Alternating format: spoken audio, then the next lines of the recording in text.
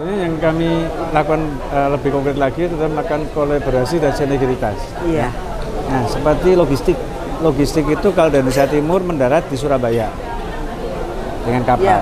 Iya. Kemudian kami melakukan satu kerjasama, membangun kerjasama kemitraan strategis dengan KAI kereta. Betul. Untuk pengangkutan dari Surabaya ke tempat kota lain sampai ke Jakarta dan semuanya. Nah, kombinasi ini kami lakukan berusaha dan juga nanti jaringan untuk mobil berpendingin.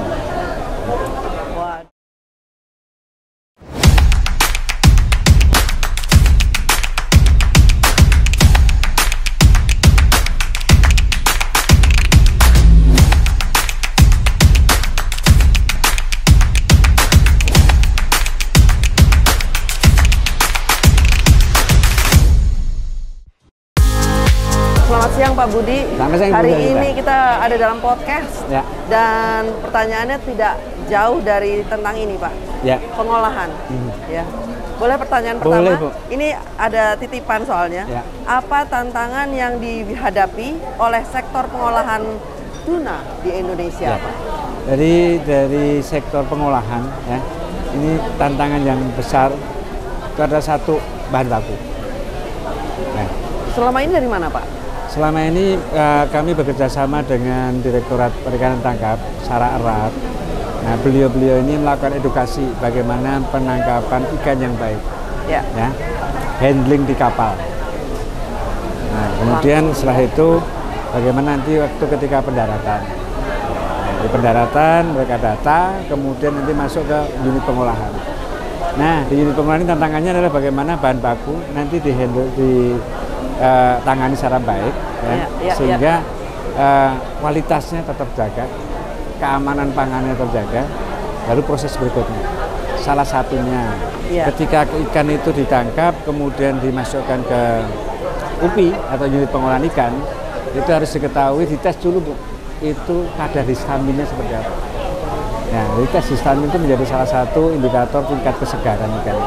Kalau tantangan berikutnya apa lagi selain bahan baku? Tantangan berikutnya bahan baku itu adalah tantangan setelah kita kemas, kita olah, ya, itu adalah distribusi. Dari bahan baku juga demikian. Kalau ada pengolahan di luar tempat pendaratan tuna, ya, atau jauh, itu juga kebutuhan logistik ini menjadi satu tantangan. Karena logistik kita itu kan antar pulau. Jadi kan salah satunya itu adalah melalui jalan laut, ya, matra laut atau matra udara. Nah, kan, ini yang menjadi satu tantangan, dan semoga dengan kondisi kita saling berkomunikasi antar pihak ini untuk logistik bisa diselesaikan bertahap, ya. Karena memang kita masih mahal untuk pengiriman. Persiapannya cukup panjang ya? Ya. Ada tantangan lagi yang lebih pelik ya Pak? Tantangan yang lebih pelik lagi itu adalah bagaimana kita membuka pasar. Ya, investasi. Dan kemudian investasi. Satu, kalau pasar pasti negara tujuan itu kita harus benar-benar menjaga kontinuitas, volume, kualitas, ya kan? Mereka punya standar masing-masing. Punya standar masing-masing. Ya. Dan apabila nanti masih ada kebutuhan untuk diskusi tarif, supaya juga menjadi industri ini berkembang, ya kan? Ketika tarif itu masih tinggi, pasti menjadi satu tantangan untuk selesaikan. Diplomasi penting, dan kemudian investasi. Nah, ketika kita menarik investasi, para investor tadi, nah, ini adalah bagaimana kita bisa memberikan satu pelaku usaha Indonesia harus kita siapkan, ya, pastinya untuk berkomunikasi ini. Pemerintah juga harus aktif mempromosikan. Nah, promosi pelik itu Pak ya? Bukan pelik, kompleks lah sih. Maka ini ada ya. Pertemuan hari ini tuh karena ini. Dan ini tahunan juga kan yang bisnis forum ini? Tahunan. Iya. Jadi nanti setelah pertemuan ini 3 bulan kemudian kami berkomunikasi lagi dengan para pelaku usaha, para asosiasi.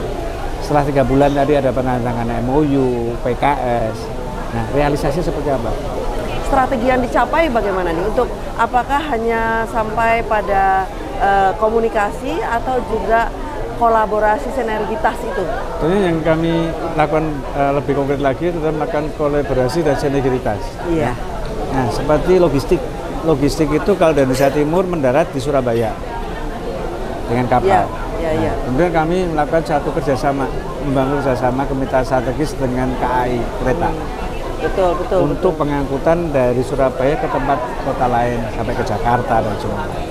Nah, kombinasi ini kan kami lakukan berusaha dan juga nanti jaringan untuk mobil berpendingin. Waduh, masih panjang ya dengan tantangan ya. Tantangan itu panjang, tapi ya tapi dengan semangat Pak. Ya. Nah, kalau kedua ini bagaimana cara meningkatkan nilai tambah produk tuna melalui pengolahan? Ya, jadi pengolahan ini tantangan pengolahan. Pengolahan mungkin selera konsumen itu kan berkembang juga. Nah, kita kan harus respon terhadap pasar, ya kan? Betul. Nah, sekarang generasi muda yang sudah bekerja rata-rata kan sebenarnya pulang dari kerja ingin masak cepat, istirahat. Maka di sini adalah menyajikan produk-produk ready to eat itu menjadi satu kebutuhan. Nah, di ready to eat ini kan harus kita lihat tuna itu bisa diolah apa saja. Ketika diolah bisa disajikan dan dalam bentuk kemasan cepat. Itu segera ada di meja. Segera mana, ya kan? Betul Pak. Dan Indonesia ini, waduh Pak, ini benar-benar nih Pak.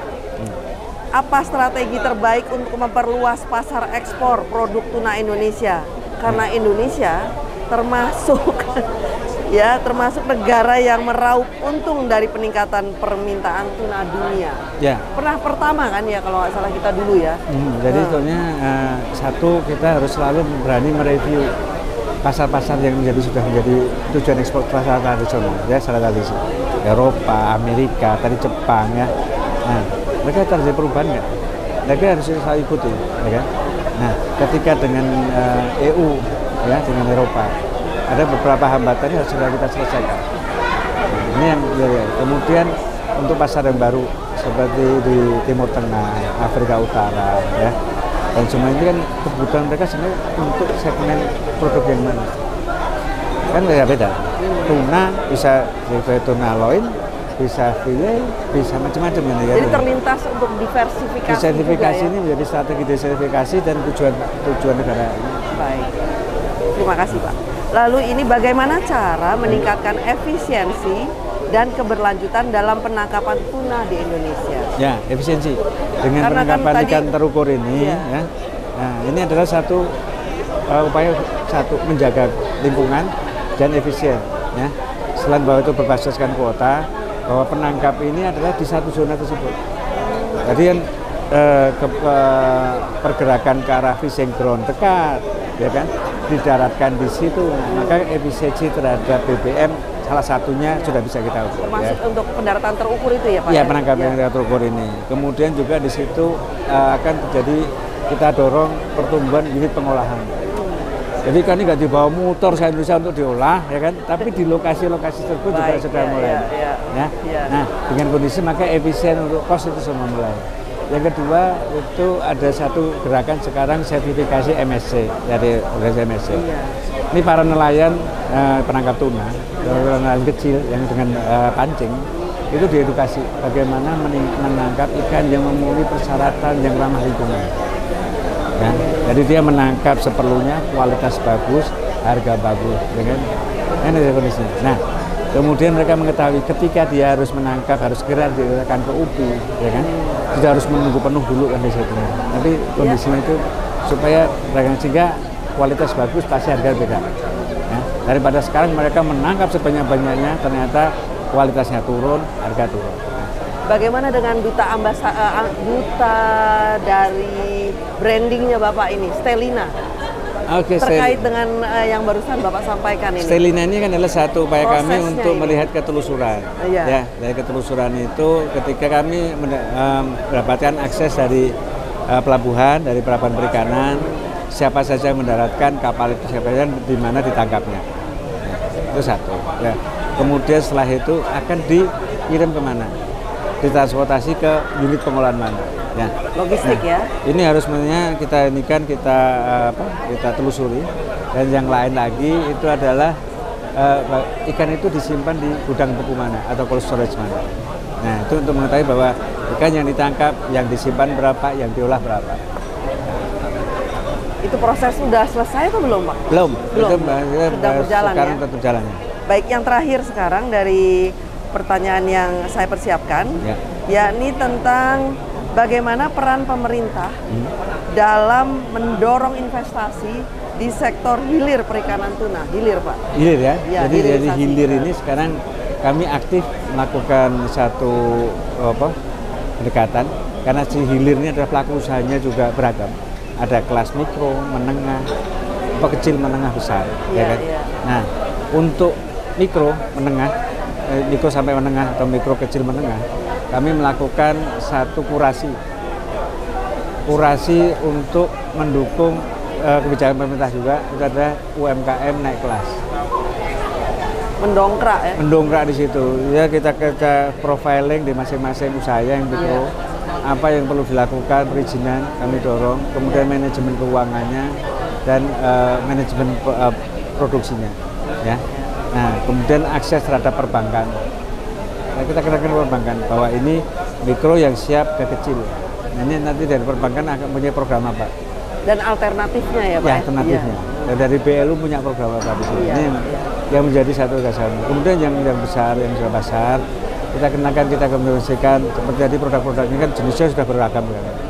Ini produk-produk yang awalnya itu mungkin abon, ya kan? Ya. Kemudian berkembang menjadi satu yang dimasak nugget. Nah, sekarang sudah ready to eat, dan ini adalah satu terakhir perkembangan baru, itu adalah produk-produk yang sudah mempunyai sertifikat MSC.